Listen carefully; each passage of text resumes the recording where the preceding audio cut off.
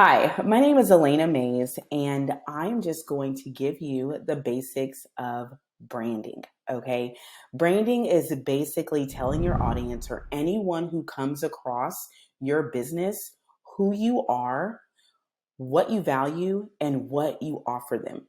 Okay. So, again, what is branding? It is how you identify yourself, it is what people think of you.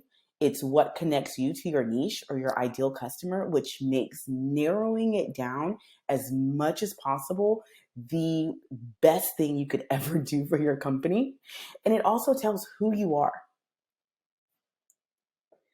Okay, so branding is more than your logo, it's more than your color scheme, it's more than your fonts. I know that that is a huge part of branding. It is the way that people become familiar with your company and with your product. We know McDonald's based on the logo. We know Chevy. We know GMC. We know Lexus. We know Infinity. We know Burger King. All of the places that we have become familiar with because of their logo, right? And we know that different industries use colors in a different way. We know that food, restaurants, right? They use reds and yellows because that connects with our brains in a certain way.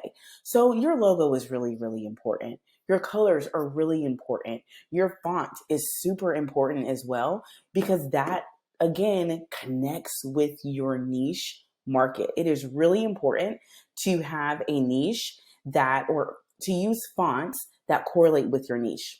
Really, really important, but it's not the only thing that we have to focus on when we're considering our brand and choosing our branding.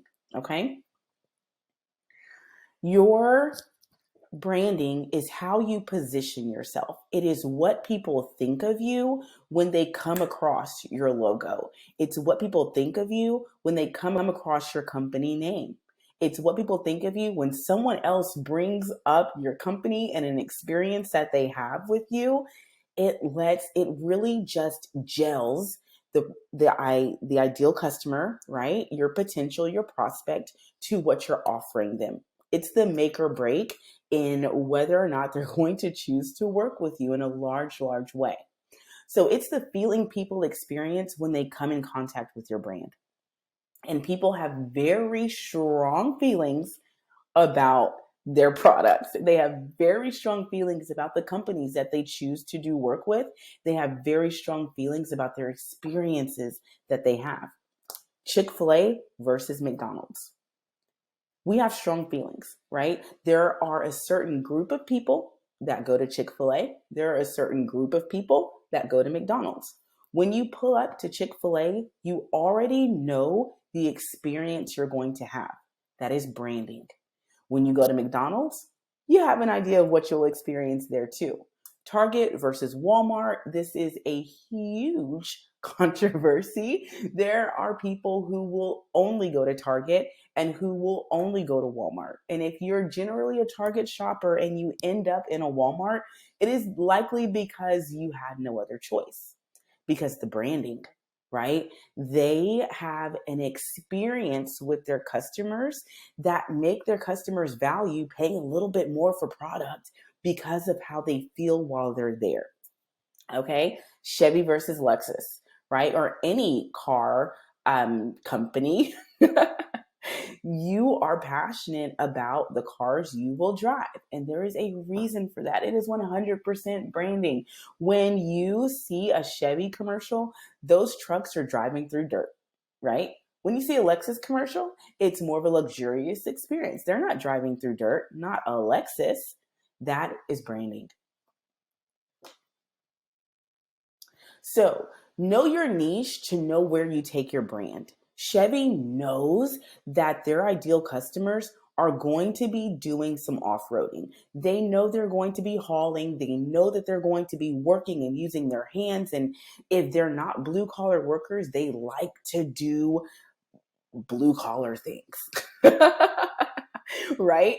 They're going to be doing lots of moving. They're going to need that bed. The guys in those Chevy commercials, they look strong, they look rugged, they don't mind getting dirty.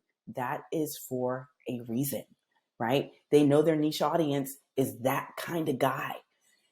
Lexus, Mercedes, they know their clientele looks a certain way. They want a certain experience. They want soft. They want luxury. They want luxury. They want smooth driving. They want to feel valuable and important. And that's what they're going to portray in all of their commercials and all of their branding. Their branding is very sleek. It's very clean. It's very high scale. Their colors are darker, and that matters. Okay. Your branding is going to determine the type of language you use. Built for tough. They use words like rugged, right? They use dirt. They use words that appeal to their ideal audience. Chick-fil-A, they say, how may I help you? They say, my pleasure. They make sure they are on top of serving you because service is really, really big for them. McDonald's, not so much, right? So you're not going to get that cozy, comfortable, familial experience the way that you would at Chick-fil-A. Their language is very different. Elements, very, very different. Okay, again, kind of goes with the dirt and the sleek versus the sleek, the dark colors. Okay, your brand is going to support you in building trust, likability, and influence with your audience. It is really, really important to know who you are marketing to. You cannot talk to everyone and think you're going to bring in the clientele that you would like. There's a quote that says, if you're talking to everyone, you're talking to no one. Your brand needs to speak to one specific person. That niche needs to be super, super narrow so you know their language, so you know what they want, you know what they're looking for, and your brand can provide that. Lastly, there is a quote by the Elon Musk that says, brand is just perception, and perception will match reality over time. Okay. Chick-fil-A, Lexus, Mercedes, GMC, Chevy, that perception will match the experience that your customers have, and that will become your customers' reality. Thank you so much for hanging out with me, talking branding. We'll be talking much more soon.